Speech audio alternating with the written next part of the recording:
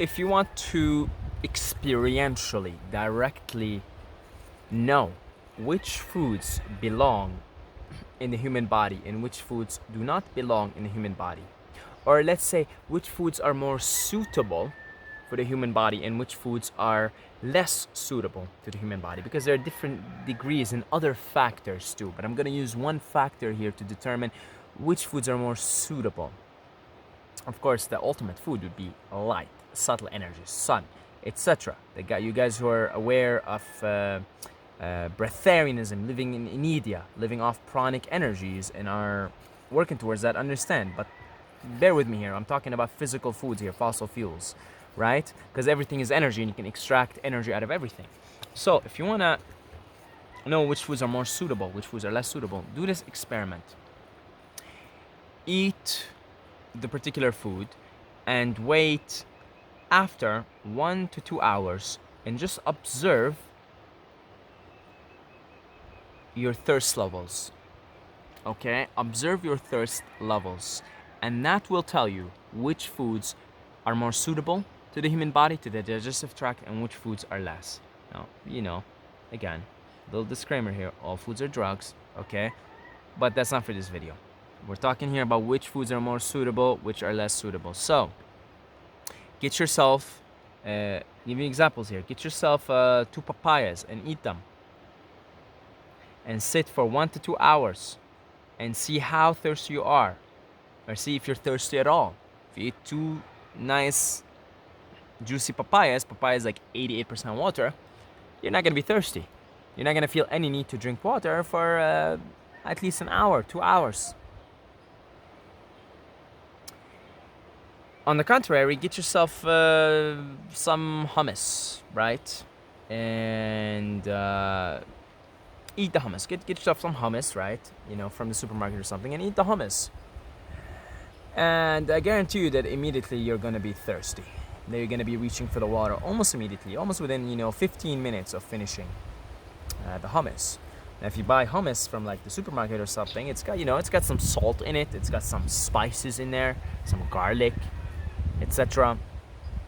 And if something's making you thirsty, it's sucking life out of you. And that's why you're requiring water. Anytime you put salt, salt is a poison. Salt is a poison. Anytime you put salt on any food, then you put some salt on papaya for whatever reason, right? I'm sure some crazy person out there puts salt on their fruits, and you immediately took all the benefits and the suitability of that fruit because you put poison in your body and you're gonna be thirsty. Though less thirsty than if you were to put salt on something dry, right? Because the papaya has some water in it and it's gonna at least make you less thirsty. You see? But anything salt's a poison. That's why immediately your body wants wants water, because it wants to detox. It wants to get rid of these rocks. The rocks, you're putting rocks that get stuck in your joints and cause acidity. And are completely corrosive. Salt destroys your insides. Completely destroys your insides. So that's why you get so thirsty when you eat something salty. And if you took salt out of the equation, then most foods become inedible to humans, with the exception of unusual and totally crazy individuals. Nobody will eat their meat raw, and nobody will eat meat without anything on it. People cannot eat meat. The vast majority of humans, again, as another exceptions, but the vast majority of humans would not come anywhere near a piece of dead flesh without salt and pepper and spices. Okay, spices dehydrate you too, by the way, not just salt. Okay? And most people would not come anywhere near a piece of dead flesh without something to dress it up, without salt and spices to dress it up. And again, salt and spices are completely corrosive, like drying you up from the inside. That's why you reach for the water right away. You see? Cooked foods, when you cook something, you suck the water out of it, right? So if you eat, for example, if you eat vegetables raw, You know, vegetables are less suitable than fruits for other reasons, because there are other reasons too.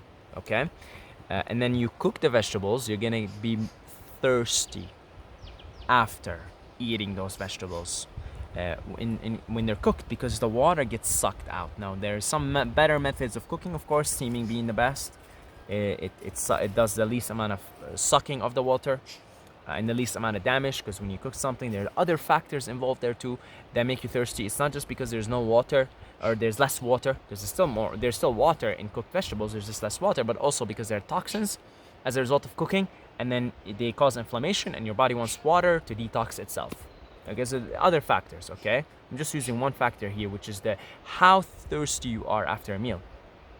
It's a very good indication. It's a very good way of gauging what is more suitable in your body and what is less suitable. And you'll find that high water content fruits, you're not thirsty. You don't need to reach for a cup of water after. You're not thirsty, period. You can go for hours after eating a nice juicy meal with juicy fruits. You can go on for hours without drinking anything, without feeling any urge to drink. And when you cook any foods, by virtue of you sucking water, it doesn't matter. Even if it's vegetables, even if it's fruits. If you cook fruits, okay, you cook fruits, right? You cook bananas, for example. You're gonna be thirsty after. There's less water content in the fruit or whatever it is that you're cooking, but also because there's toxins created, the body was gonna require water to detox itself. And there's gonna be more inflammation. There's gonna be inflammation in the body, etc., etc., etc. So by cooking the foods, you're gonna find anything you eat cooked is gonna cause thirst. Again, if you're eating just cooked broccoli without any salt or anything on it, you're gonna be less thirsty than if you were to say eat the same broccoli with salt. If you put salt on it, you're gonna be so thirsty after. You're gonna reach for that water, salt and spices, right? So this is a very good indication of what is more suitable in the human body and what is less suitable. You can do this experiment on your own. You don't have to listen to me or anybody else. Do the experiment on your own. Go and eat 2 chocolate bars and see pretty quickly you're gonna reach for the water. The more something dehydrates you, the worse it is for you. The more life it is sucking out of you. What is life on earth? It needs sunlight and water. If you need water, it means whatever you're eating, whatever you're ingesting, you're putting in your body is sucking life out of you. Literally sucking life out of you. And you have to ask yourself, is it worth it? Is this worth it? And you're gonna need more sleep, more water, which means more stress on the kidneys, and it's just a vicious cycle, folks. Okay?